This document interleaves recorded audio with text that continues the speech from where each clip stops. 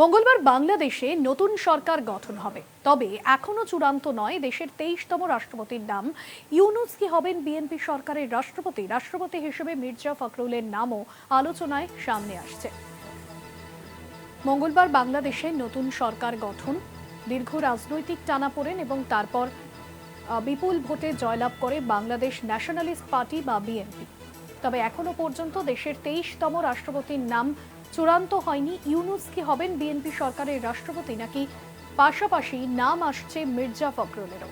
তারও নাম আলোচনার কেন্দ্রবিন্দুতে।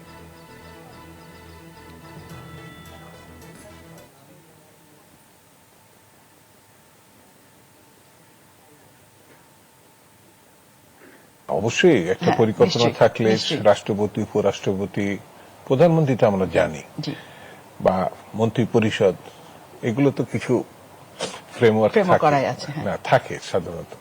সেটা আবার কিছুটা মানে বাদ দেওয়া হয়, আবার সংযোজন করা হয়।